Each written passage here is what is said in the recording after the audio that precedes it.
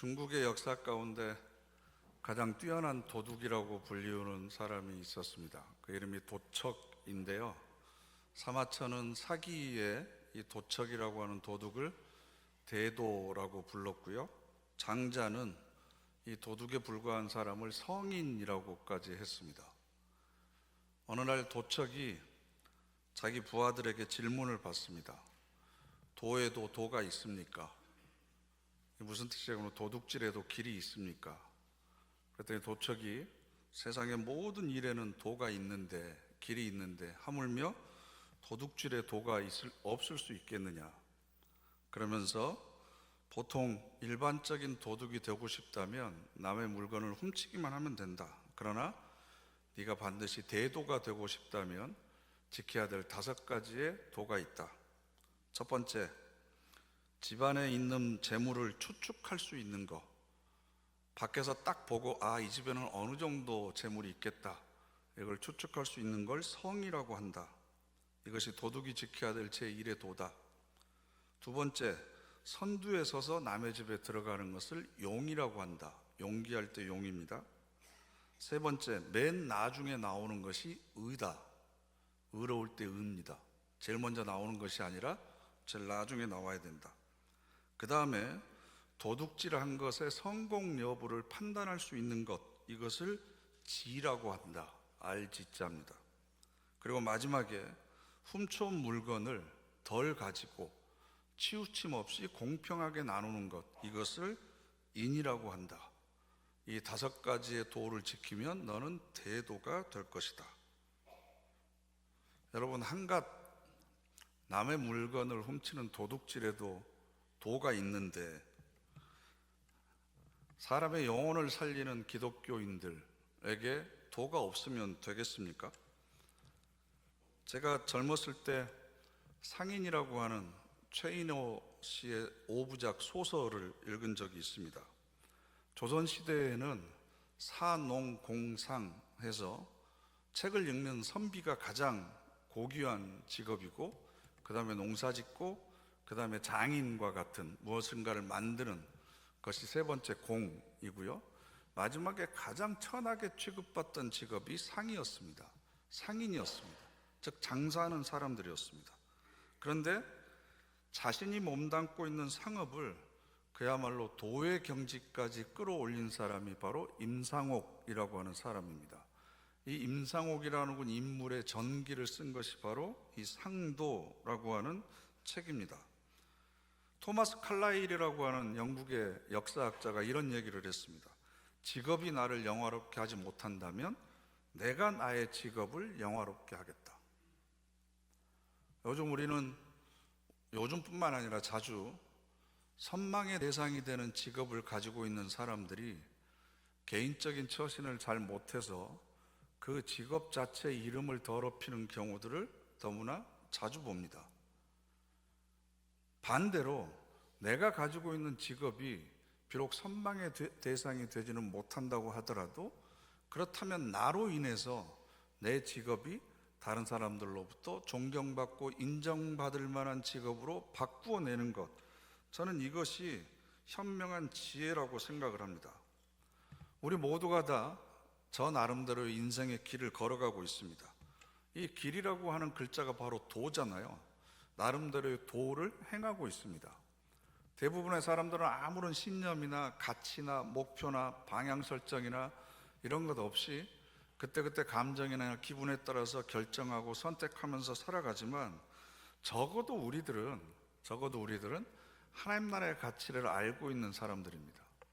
그래서 사도 바울이 내가 그리스도를 본받은 것처럼 너희도 나를 본받으라 라고 자신 있게 얘기했던 것처럼 우리도 그런 얘기를 언젠가는 떳떳하게 해야 되지 않을까. 그러면 내가 걸어가고 있는 이 신앙의 길을 나는 어떤 삶의 방식으로 영화롭게 할 것인가. 반대로 다른 사람이 부러워하고 있는 이 길을 내가 처신을 잘못함으로 인해서 오히려 더럽혀지고 있지는 않은지, 저는 이 관점에서 오늘의 말씀을 함께 생각해 보려고 합니다. 예수님께서 이 땅에 오신 목적은 율법과 선지자, 즉 구약 성경의 말씀을 폐기하러 오신 것이 아니라 완성하러 오셨습니다.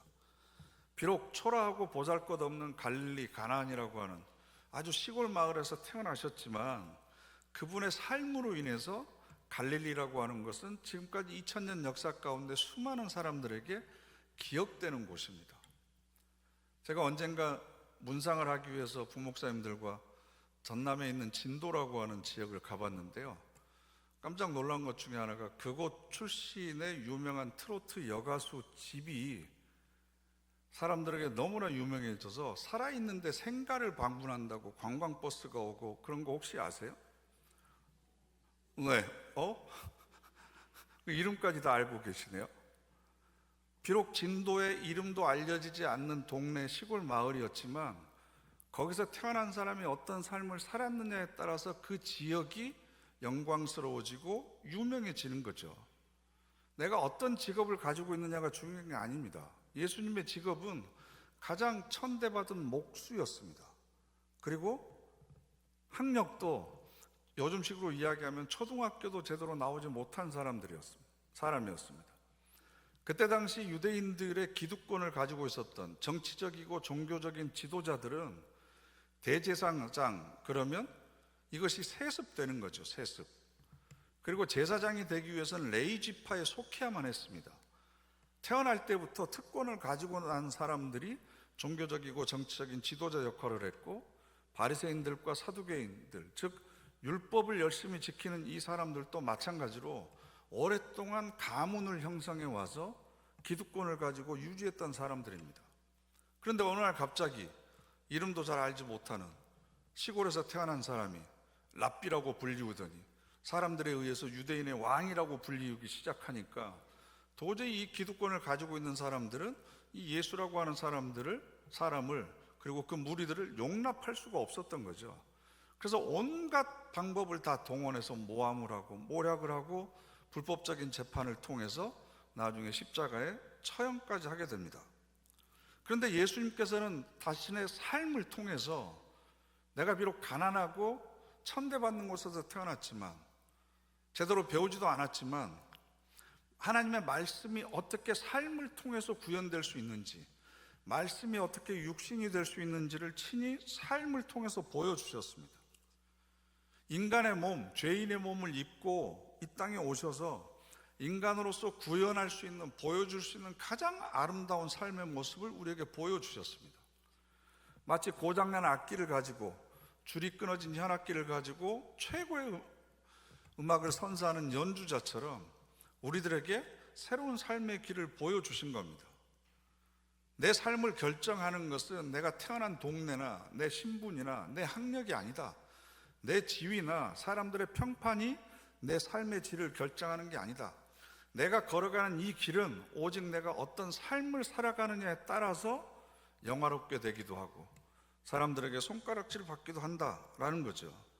그럼 예수님께서 자신의 삶을 그렇게 영광스럽게 만들었던 비결이 무엇이었을까? 우리가 너무나 잘 알고 있는, 너무나 평범해서 그 중요성을 자주 잃어버리고 살아가는 그 해답은 바로 사랑입니다. 사랑. 우리가 함께 읽은 로마서 13장 8절부터 10절 말씀을 보면 피차 사랑의 빛 외에는 아무에게든지 아무 빚도 지지 말라. 남을 사랑하는 자는 율법을 다 이루었느니라. 이 얘기는 무슨 뜻이겠어요? 다른 율법을 다 지켰어도 남을 사랑하지 않는 사람은 아무것도 지키지 않는 거다. 저는 11조도 하고 안식일도 거룩하게 지키고 구제도 하고 성교도 하고 그랬는데 사랑하지는 않았습니다. 이건 말이 되지 않습니다. 그러면 아무것도 하지 않는 겁니다. 왜냐하면 사랑은 마지막 구절에 이렇게 되어 있죠. 그러므로 사랑은 율법의 완성이니라. 사랑은 율법의 완성입니다. 사랑 가운데 행하지 않는 것이 있다면 하루빨리 사랑 가운데 행하는 삶으로 복귀되어야만 됩니다. 이런 사랑의 삶을 살지 않으면 우리는 살아있는 것 자체가 죄가 되는 거죠. 사랑하지 않으면 내 삶 자체가 하나님께서 기뻐하시는 길이 아니라는 겁니다. 그래서 사랑이라고 하는 것을 우리는 보통 가장 큰 은사라고 생각합니다. 성경을 보면 고린도전서 12장이 흔히 우리가 부르는 은사장이잖아요. 성령의 은사에 관해서 쭉 이렇게 나오다가 12장 31절 마지막 절에 보면 너희는 더욱 큰 은사를 사모하라. 그리고 바로 13장이 나옵니다.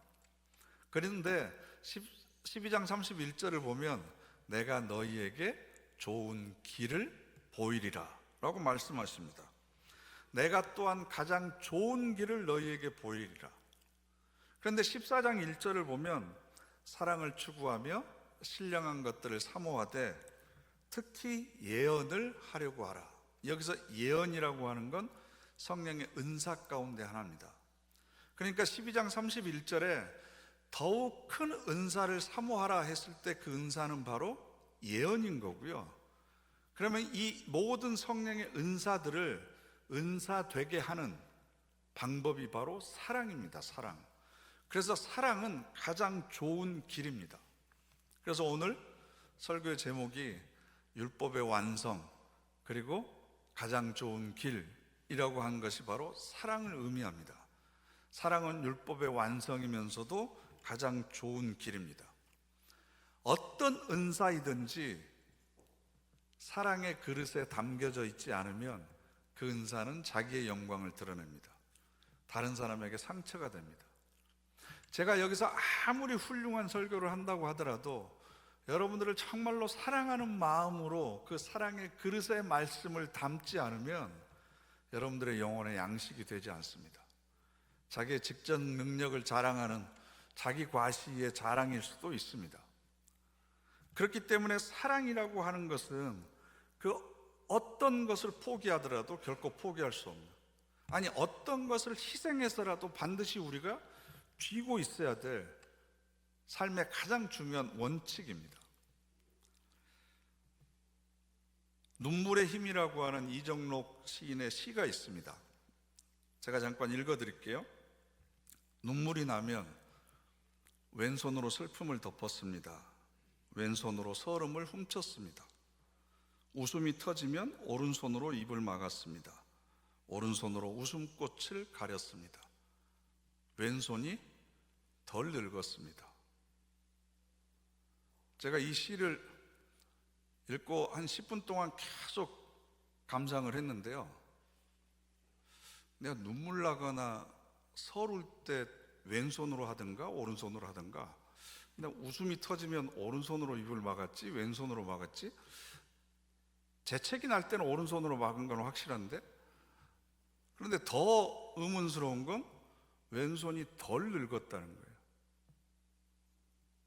이해가 되시나요?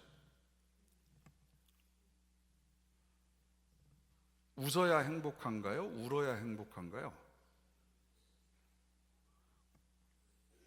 그럼 웃어야 덜 늙습니까? 울어야 덜 늙습니까?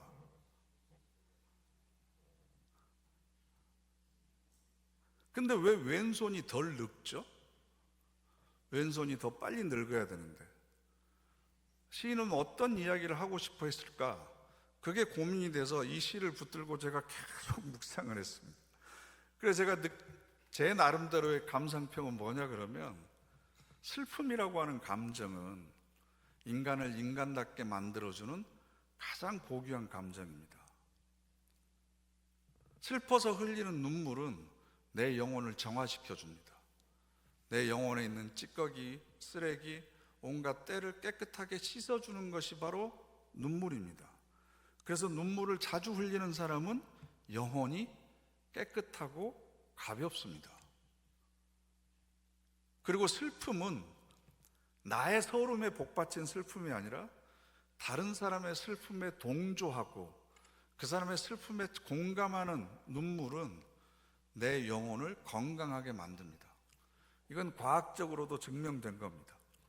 일명 테레사 효과라고 그러는데요, 다른 사람이 선행을 베푸는 걸 보기만 해도 내 몸에 면역 글로로빈 A라고 하는 세포가 막 활성화되기 시작합니다. 그래서 면역력이 많이 생기는 거죠. 다른 사람, 슬픔에 있는 사람, 서러움 가운데 있는 사람의 등을 두드려주고 그 사람의 이야기를 들어주고 함께 눈물을 흘려주는 사람은 마음이 아픈 것 같고, 그래서 우리가 힘들어하지만 그 모든 과정을 통해서 우리의 저항력, 면역력이 더욱더 길러지게 됩니다. 웃음보다는 슬픔이 우리를 훨씬 덜 늙게 만듭니다. 그러니까 여러분, 요즘에는 안티에이징이라고 그래서 어떻게 하면 덜 늙을까, 이 방법 저 방법 다 사용하시는데, 슬픈 사람이 있으면 함께 가서 울어주는 겁니다. 울어주는 거. 이 시에 대해서 이문재 시인이 이런 감상평을 밑에다 써놨더라고요. 우리가 기도할 때 두 손을 왜 모을까? 두 손을. 내 오른손과 내 왼손이 어느 쪽에 가 있는지 하나님 앞에서 정직하게 돌아보기 위해서 우리가 두 손을 모으고 있는 것은 아닐까? 다른 사람이 눈물을 흘리고 있는 곳에 내 손이 뻗쳐져야 되는데 그것을 가지 않고 오히려 우리는 기쁘고 즐겁고 행복한 일이 있는 곳에 오른손만을 더 많이 사용하고 있는 것은 아닌지, 그 스스로를 반성하기 위해서 우리가 두 손을 모으고 기도하고 있는 것은 아닐까? 이 시를 보면서 자기는 그런 생각을 떠올렸다라는 겁니다. 그러면서 이 이종록 시인이 이런 이야기를 했습니다. 당신이 아픈 것은 눈물이 말랐기 때문입니다. 여러분 다 아프시죠? 안 아픈 데 없으시죠? 제가 여러분 아픈 데를 대강 다 알고 있습니다. 그럼 왜 아픈데 눈물이 말랐기 때문에 아팠을까? 슬픔이라고 하는 감정은 우리 인간들이 가장 직면하기 싫어하는 감정입니다. 그래서 슬픈 일이 생기면 부인하고 회피하고 연기합니다. 그리고 다른 사람이 슬픈 일에는 될 수 있는 대로 우리가 공감하려고 하지 않습니다. 그러니까 사실은 그만 울어야지, 그만 슬퍼해야지, 이제 살아야지, 애들이 있잖아, 힘을 내야지 라고 자꾸 우리가 옆에서 위로한답시고 던지는 말도 사실은 그 사람의 슬픔에 내가 참여하는 것이 너무나 힘들기 때문에 나를 위해서 사실은 그렇게 위로하는 거죠. 뒤집어서 이야기하면, 야, 내가 보는데 내 앞에서는 슬퍼하는 표정 짓지 마. 내가 마음이 무거워져. 네 눈물 흘리는 걸 보면 나도 눈물을 흘려야 되니까 내가 아파. 그러니까 내 앞에서는 눈물을 흘리지 마. 사실은 그런 얘기대로 하는 겁니다. 그래서 사람이 가장 회피하는 감정이 슬픔인데, 그 슬픔을 회피해버리면 무의식 속에 쌓입니다. 그게 덩어리가 되는 겁니다. 그래서 나중에 우리 몸의 가장 연약한 부분으로 그게 나타날 수밖에 없는 거죠. 영혼이 가벼워야만 우리 몸이 건강해질 수 있습니다. 그러니까 내가 지금 노화 때문이 아니라 내 몸이 아픈 것은 어쩌면 슬퍼해야 될 일이 있는데 제대로 슬퍼하지 못했기 때문은 아닌가? 같이 울어줘야 될 일이 있는데 내가 함께 울어주지 못했기 때문에 그런 거 아닌가? 스스로를 돌아봐야 됩니다. 그래서 하나님을 사랑하는 것과 이웃을 사랑하는 것은 결코 떨어질 수 없습니다. 하나님을 사랑하지 않고도 이웃을 사랑하는 사람들은 교회 밖에 얼마든지 있습니다. 휴머니스트들은 충분히 그렇게 합니다. 그런데 더 문제인 것은 하나님을 사랑한다고 하면서도 이웃을 사랑하지 않는 사람들이 문제인 거죠. 그게 바로 어쩌면 저와 여러분일 수 있습니다. 여러분 오래 살고 싶으시죠? 덜 늙고 싶으시죠? 그러면 이웃의 슬픔에 동참하는 겁니다. 눈물을 많이 흘리는 겁니다. 내가 하나님 앞에 기도하면서도 눈물을 흘리고 이웃의 아픔과 슬픔에 동참하면서 눈물을 흘리는 겁니다. 그래서 이런 사랑의 사도라고 불렸던 사도 요한이 요한일서를 보면 이런 주옥 같은 말씀들을 합니다. 요한일서 3장 14절과 15절 말씀 함께 읽어보실까요? 우리는 형제를 사랑함으로 생명으로 들어간 줄을 알거니와 사랑하지 아니하는 자는 사망에 머물러 있느니라. 그 형제를 미워하는 자마다 살인하는 자니 살인하는 자마다 영생이 그 속에 거하지 아니하는 것을 너희가 아는 바라. 아멘. 내가 목에 숨이 붙어 있어서 육체적으로는 살아있다고 하더라도 사랑하지 아니하면 나는 죽은 것과 다름이 없다라는 겁니다. 그리고 형제를 미워하는 마음을 내 마음속에 품고 있기만 해도 하나님께서는 너는 살인자다라고 판결을 내리고 계시다는 겁니다. 이어서 요한일서 3장 17절을 보면 이렇게 되어 있습니다. 누가 이 세상의 재물을 가지고 형제의 궁핍함을 보고도 도와줄 마음을 닫으면 하나님의 사랑이 어찌 그 속에 거하겠느냐. 자녀들아, 우리가 말과 혀로만 사랑하지 말고 행함과 진실함으로 하자. 말과 혀로만 사랑하지 말고 행함으로 사랑하자. 그리고 요한일서 4장 20절 말씀, 누구든지 하나님을 사랑하노라 하고 그 형제를 미워하면 이는 거짓말하는 자니 보는 바 그 형제를 사랑하지 아니하는 자는 보지 못하는 바 하나님을 사랑할 수 없느니라. 왜냐하면 내 안에 부활하신 주님이 계시고 내 안에 하나님이 계시듯이 바로 옆에 있는 교우들, 이웃들에게도 그 안에 하나님이 계십니다. 이웃을 사랑하는 것은 그 사람을 사랑하는 것 전에 그 사람 안에 있는 주님을 사랑하는 거고 하나님을 사랑하는 겁니다. 이건 분리될 수 없습니다. 필립 얀시라고 하는 기독교 작가가 있습니다. 그분이 쓴 교회, 나의 고민, 나의 사랑이라고 하는 책을 보면 자기 친구의 얘기가 나오는데요. 필립 얀시의 친구가 알코올 중독자이고 마약 중독자였습니다. 보통 이런 중독자들은 병원에서 약물 치료를 받은 뒤에 나와서 일상으로 돌아가는데 다시 그 유혹에 빠져 들어갈 경향성이 굉장히 많기 때문에 비슷한 처지에 있는 사람들끼리 자조 모임을 만듭니다. 익명의 금주 모임이라고 해서 서로 이름을 밝히지 않고 닉네임, 별명 같은 것을 사용을 하는 거죠. 그래서 친구를 따라서 그 모임에, 한밤중에 열리는 그 모임에 가봤습니다. 그랬더니 그 모임 안에 매캐한 담배 연기 속에서 사람들이 각자 자기 소개를 이렇게 하는 거예요. 안녕하세요, 제 이름은 개똥인데요, 나는 알코올 중독자이고 마약 중독자입니다. 그러면 주변에 있는 사람들이 아우 반갑습니다, 잘 오셨습니다 그러면서 최대한 연민을 가지고 그 사람을 격려해주고 하는 얘기를 따뜻하게 들어주고 손을 잡거나 어깨를 두드려주고 칭찬해줍니다. 그리고 여기 참석한 사람들이 내가 중독증에 걸려 있는데 어떻게 내가 지금 현재 싸워가고 있는지, 어느 정도 진전을 보이고 있는지에 대해서 이야기합니다. 그러면 사람들은 함께 웃기도 하고 울기도 하면서 그 사람의 얘기를 다 들어주는 거죠. 뭔가 숨기거나 거짓말을 할 필요가 없습니다. 왜냐하면 다 동병상련의 처지이기 때문에 그렇습니다. 그래서 필립이 친구한테 이렇게 물어봅니다. 야, 너 왜 교회 안 다니고 이 모임에 가냐? 그때 친구가 말하기를, 내가 만약에 교회에 가서 안녕하세요, 저는 누구누구인데 저는 알코올 중독자고 제가 마약 중독자입니다 라고 이야기를 하면 교인들의 반응이 어떨까? 어떨지 너도 뻔히 알잖아 라는 얘기에 아무 말도 하지를 못합니다. 나는 교회보다 이 금주 모임을 통해서 구원받았어.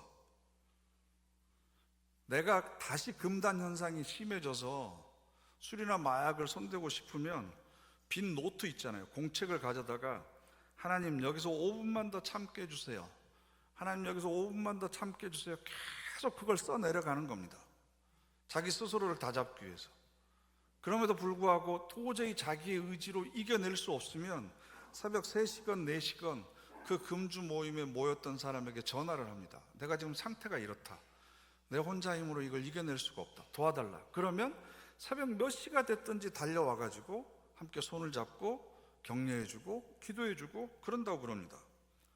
그래서 필립 얀시의 친구가 뭐라고 그러냐 그러면, 야, 이상한 일인데 내가 그 마약 중독 때문에 오히려 하나님을 만나게 됐다. 그러자 이 필립 얀시가 한밤중에 모이는 이 금주 모임을 익살스럽게 뭐라고 부르냐 그러면 심야교회라고 부릅니다. 심야교회.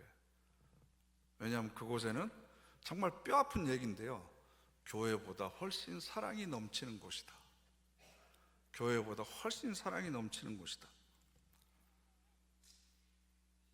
여러분, 교회가 정말로 사랑의 공동체면 드러낼 수 없는 상처나 아픔들이 있을 때 그것을 스스럼 없이 이야기할 수 있는 곳이 되어야 되지 않을까요? 여러분들은 여러분들의 치부나 상처나 아픔들을 교회 안에서 부담 없이 스스로 드러낼 수 있습니까? 아니면 우리 자식들이나 자녀들의 허물을, 실패나 좌절이 있다면 그런 것들도 스스럼 없이 드러내서 서로에게 기도의 부탁을 할 수 있습니까? 만약 내 주변에 있는 다른 사람이 그런 부탁을 나에게 한다면 나는 어떤 태도로 그분들을 위로하고 격려해 줄 수 있겠습니까? 말로나 혀로 하는 게 아니고 행함과 진심으로 서로 사랑하라 라고 하는 말씀을 기억했으면 좋겠습니다. 그래서 미켈란젤로가 사랑하는 사람은 날개 없이 천국에 올라갈 수 있다 라는 얘기를 했습니다. 사랑의 사람은 날개가 없어도 천국에 올라갈 수 있다는 거예요.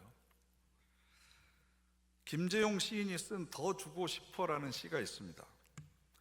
퐁퐁 샘솟는 옹달샘 마냥 죽어도 모자란 마음, 풋고추를 빨갛게 풋사과를 빨갛게 익혀놓고도 햇님은 서산마루에서 머뭇머뭇 마냥 죽어도 더 주고 싶어. 근데 여름에 뜨거운 햇볕을 많이 받아야만, 물론 장마철이 좀 길면 안 되잖아요. 풋고추가 빨갛게 익어가고 풋사과가 또 빨갛게 익어가죠. 그러기 위해서는 햇빛이 많은 자양분을 공급을 해야 됩니다.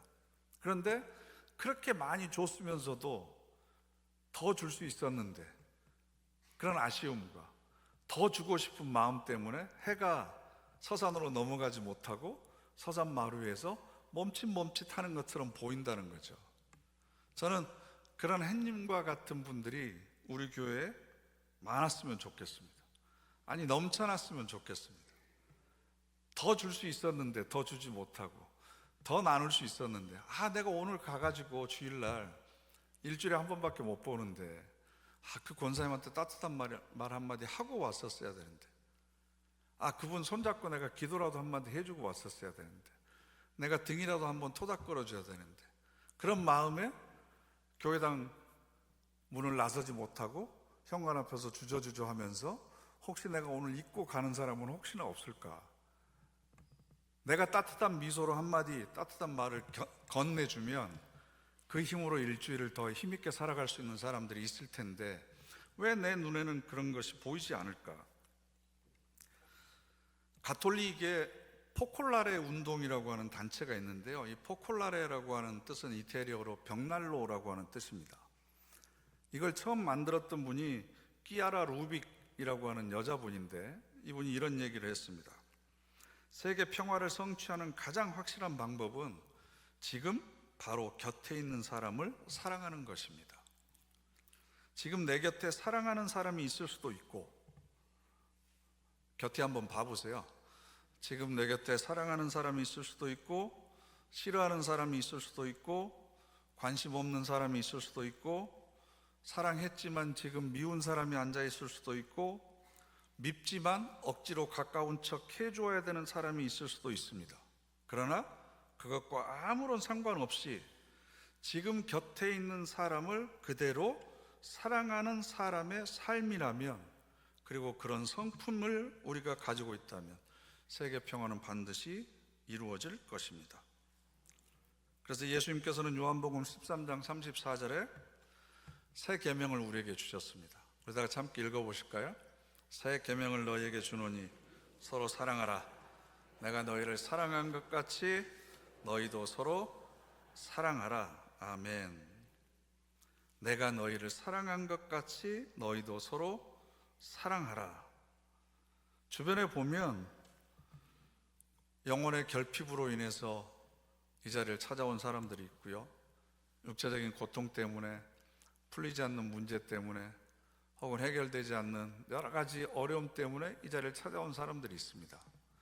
사실은 그 문제가 주는 고통보다도 내가 혼자 감당하고 있다는 외로움이 훨씬 더 우리를 괴롭게 만듭니다. 그런데 따뜻한 말 한마디, 격려 한마디가 그 사람이 지고 있는 짐을 나도 같이 지겠다는 의지의 표현이고, 내가 당신을 사랑하고 있다는 그런 신호이기도 합니다. 그것이 얼마나 큰 힘이 되어주는지 모릅니다. 그래서 서로의 짐을 지어줄 수 있는 사람, 그리고 슬픔이 있는 곳에 함께 눈물을 흘려줄 수 있는 사람, 그것이 바로 우리 교회를 하나님을 아버지로 모시는 가정으로 만드는 가장 손쉽지만 또 가장 어렵고 또 가장 쉽게 잊어버리는 그런 비결입니다. 그래서 사랑은 율법의 완성이고 가장 좋은 삶의 길이다. 이걸 다시 한번 마음속에 새기는 저와 여러분 되시기를 간절히 바랍니다. 기도하겠습니다. 이 시간 우리 다 같이 합심해서 결단의 기도 드리겠습니다. 하나님, 우리가 그런 사랑의 통로가 되기를 원합니다. 그런 우리를 향해서 베풀어 주신 그 사랑의 수혜자가 아니라 이제는 공급자로 살아가게 되기를 원합니다. 의무와 책임을 넘어서 기쁜 마음으로 내가 사랑할 사람을 찾게 하시고 우리들의 손과 발이 주님의 마음을 품고 그곳으로 향할 수 있도록 인도하여 주시옵소서. 우리 다 같이 합심해서 결단의 기도 드리겠습니다.